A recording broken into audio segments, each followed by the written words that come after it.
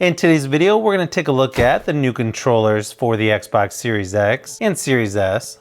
We've got the Shock Blue and Robot White. Now I will say that even though the Xbox One controller is my favorite controller, it's definitely not perfect. One issue I had was the rubber part kind of popped off of the left stick on at least one of my controllers. So I just put these little silicone tips on there, and it actually works pretty good that way. I've got a different type here on this controller that I've been using a lot lately, and it just gives it a little bit extra grip. So I'm going to go ahead and do an unboxing of each of these so you can see what they look like compared to the existing Xbox One controllers. Then I'm going to test these on my Xbox One S since they are backwards compatible. I'll also try them on my gaming PC. Plus I got to try these out on some mobile gaming. So let's go ahead and get started.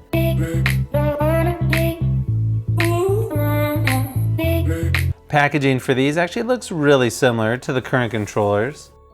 Now these are compatible with Xbox Series X and S, Xbox One, Windows 10, Android, and iOS. Nice thing is they give you a code to use for Xbox Game Pass Ultimate.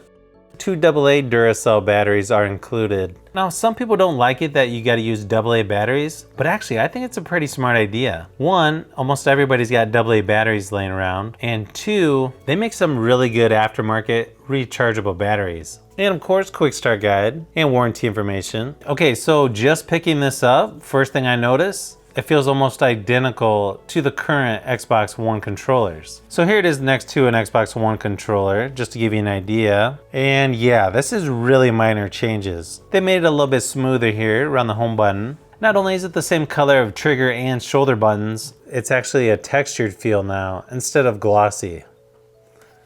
It definitely feels like you get a little bit more grip now. Then obviously one of the biggest changes is the D-pad is now a hybrid D-pad. Same thing with the finish, it's more of a matte black, and it just feels like it's got a little bit better texture.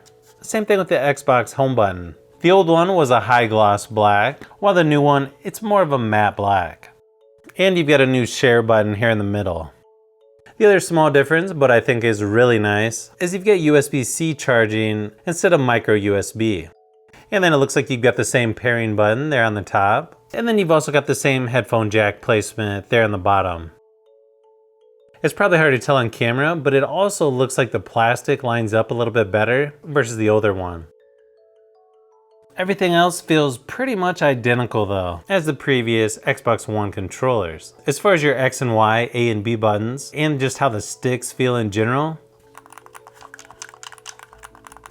Now here's a quick look at the Shock Blue color, just so you can see what it looks like. The home button is actually glossy on this one. I don't know, that's kind of weird. The blue definitely seems a little bit darker compared to the older blue Xbox One controller I've got. Overall though, yeah, this looks really nice.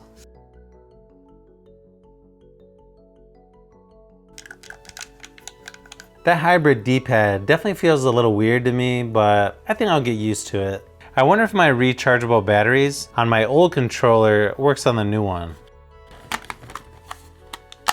Covers don't seem to fit. They must have changed something just slightly. Okay, so it looks like the battery fits, but that cover doesn't. The PS5 controller is a little bit skinnier down here where the grips are, and it's a little bit slipperier. When I compared the Xbox controllers to the PS4 controllers, yeah, I just didn't really like these. But now that the PS5 controller is basically the same size as an Xbox controller, yeah, I really like both of these.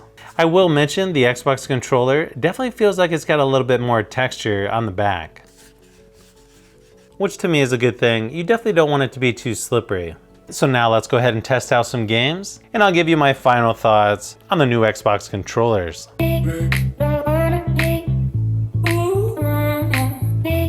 So after testing both brand new controllers, you're not gonna believe this, but the white controller already has issues. It doesn't seem to be real serious yet, but the right trigger button keeps sticking for some reason, which is kind of annoying during games, but hopefully it works its way out because otherwise I may have to return it for a different one. Another thing I noticed right away was the grip or texture on the back of the controller. It's definitely rougher than the last gen Xbox controllers, and it even has more grip grip than the new PS5 controller. It even feels sort of like sandpaper. So I think it's going to be a good thing once both controllers get wore in a little more, as far as getting better grip while playing. Now, one other tiny issue is the battery cover is way too hard to get off of these. So yeah, you're definitely going to want to get rechargeable batteries that can be charged while in the controller, so you don't have to keep taking that back cover off. Oh, and one tip I would suggest, if you're going to use Xbox controllers on your PC for, say, Steam, I don't even use batteries in mine. I just plug it in with a USB cable, and then you don't have to worry about charging batteries. While this definitely isn't the best start as far as quality control goes, at least both controllers were easily able to connect to my PC to play Steam games. They also worked really good on mobile devices, just like my previous generation controllers. It definitely struggled more with iOS than on Android. I'm not really sure why, because it says iOS right on the box.